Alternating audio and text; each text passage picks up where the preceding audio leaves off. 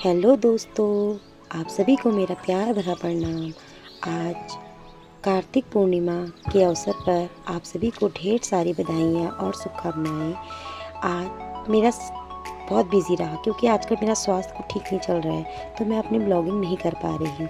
फिर भी मैंने आज की दिनचर्या अपने बच्चों के साथ कैसा रहा, मैं आपको एक छोटे से मिनी ब्लॉग में ज़रूर दिखाऊंगी। आप ज़्यादा से ज़्यादा मेरे व्यूज़ को देखिए, कमेंट करिए, शेयर करिए और सब्सक्राइब करिए। आप सभी को धन्यवाद। ये देखिए, मैं निकाल रही हूँ सुबह सुबह आज गाय का गोबर।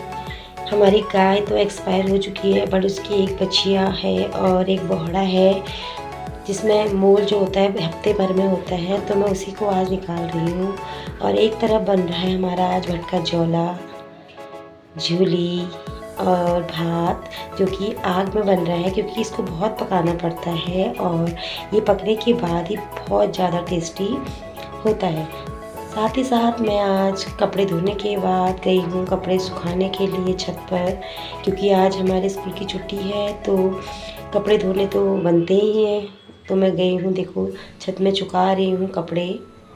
और कपड़े सुखाने के बाद हम आते हैं नीचे और खाना खाते हैं, क्योंकि टाइम भी काफ़ी हो चुका होता है, 10 साढ़े 10 11 बज जाते हैं।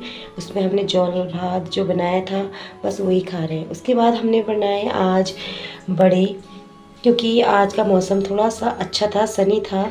तो हमने लौकी को देखो इस तरीके से हम कद्दूकस कर रहे हैं। पहले उसके जो अंदर के दाने हैं उनको निकाल रहे हैं, कद्दूकस कर रहे हैं और फिर इसमें मिलाते हैं हम इसमें मांस, जो कि हम मिक्सर में पीस कर फिर इसमें मिक्स करते हैं इस तरीके से, क्योंकि इसको अच्छी तरह से मिक्स करना होता है, क्योंकि कहीं कहीं पर ऐसा होता है कि मिक्स अच्छी तरह नहीं हो पाता है। और फिर इसके बाद हम बनाते हैं इनसे छोटी छोटी बड़ियाँ और धूप में सुखाने डालते हैं, क्योंकि इनको धूप की बहुत ज़्यादा ज़रूरत होती है। और ये धूप में जो अच्छी तरह से सूखते हैं, तभी अच्छी तरह सूखने के बाद ही ये खाने लायक हो पाते हैं। तो देखिए इस तरीके से हम इसको बना रहे हैं। मैं और सासू माँ लगे पड़े हैं छत में। ये देखिए, एक पूरा बनाने के बाद हम दूसरा तैयार कर रहे हैं। और फिर शाम के टाइम जब पूरा काम ख़त्म हो जाता है, खाना पीना सोना जो भी है, फिर शाम के टाइम में निकलती हूँ एक पास के खेत की ओर, क्योंकि उस खेत में हमने कुछ हल्दी बोई थी और कहीं खेत में गेहूं भी बोए थे। और काफ़ी टाइम पहले लाइट चली गई थी, तो कुछ लाइट विभाग से आए हुए लोग थे जिन्होंने हमारे पेड़ से वो टहनियाँ काटी थी, तो बस उसी को काटने के लिए हम चल पड़े। और ये है वहाँ खेत में जाने वाला रास्ता, बगल में ही पड़ती है एक गधेरा हमारा। मैं इसी को पार करते हुए जा रही हूँ और पहुँच गई हूँ खेत पे।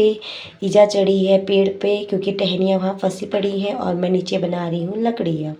फिर अचानक से मौसम ख़राब होता है और मैं भागते हुए घर आती हूँ, तो देखो गाइस ये इस तरीके से बारिश आ जाती है, क्योंकि घर में बहुत सारे आज हमने सुखाने के लिए चीज़ें रखी थी, भट बड़ी और आपकी दालें, तो उसको उठाने के लिए मुझे आना पड़ा।